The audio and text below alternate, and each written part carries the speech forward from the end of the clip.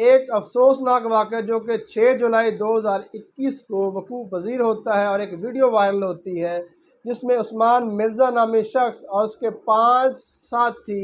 ایک جوڑے پر تشدد کرتے ہیں اور لڑکی اور لڑکے کو مکمل طور پر برہنہ کرتے ہیں، ان کی ویڈیوز بناتے ہیں اور ان پر سیکسولی ہراساں کرتے ہیں۔ اور جب یہ ویڈیو بہت زیادہ وائرل ہو جاتی ہے تو پھر پرائم منسٹر عمران خان اس بات کا نوٹس لیتے ہیں، اور نوٹس جب لیتے ہیں تو اسلام آباد پولیس مکمل طور پر حرکت میں آتی ہے۔ انہیں پتہ چلتا ہے کہ اسلام آباد کے سیکٹر E11 کے فلیٹ میں یہ واقعہ رونما ہوتا ہے، تو پھر وہ پولیس جو ہوتی ہے عثمان مرزا نامی شخص کو گرفتار کر کے اپنی مدیت میں FIR دیتی ہے،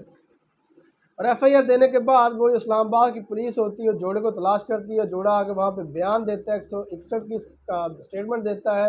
اور کہتا ہے کہ مجھے عثمان مرزا نامی شخص اس کے 5 بندوں نے جو ہے سیکسولی طور پر ہراساں کیا تھا، مکمل طور پہ برہنہ کر دیا تھا اور ہماری ویڈیوز بھی بنائی تھی۔ پھر کیس چلتا ہے عدالت میں،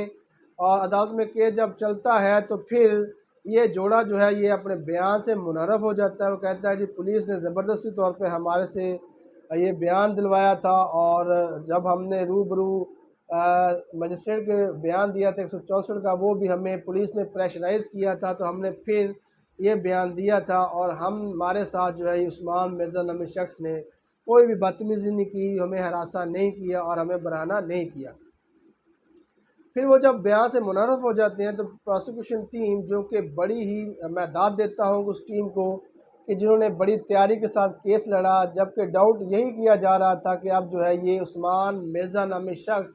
بری ہو جائے گا، لیکن پروسیکیوشن ٹیم کو جو ہے وہ خراج تحسین پیش کرتا ہوں کہ انہوں نے بڑی تیاری کے ساتھ کیس لڑا، اور جب پروسیکیوشن ٹیم جو ہے اور اس کے گواہان جو ہے وہ بڑی تیاری کے ساتھ کیس لڑتے ہیں تو سزا پھر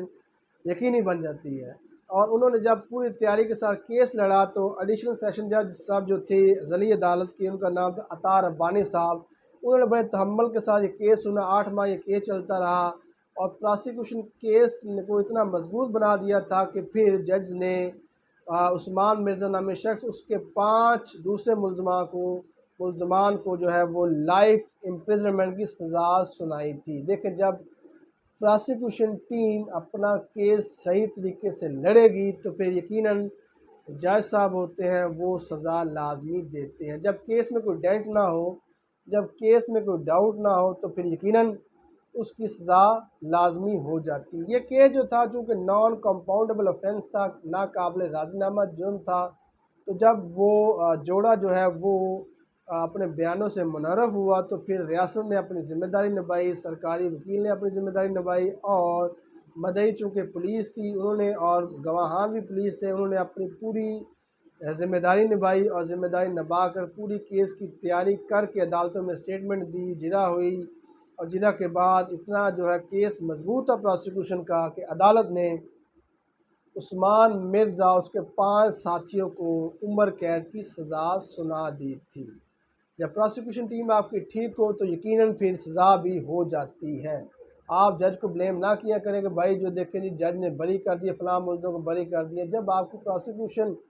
جب آپ کی جو ہے مدعی، جب آپ کے گواہان جو ہیں، جب آپ کے استغاثہ والی سائڈ کے جو بندے ہوتے ہیں وہ صحیح طریقے سے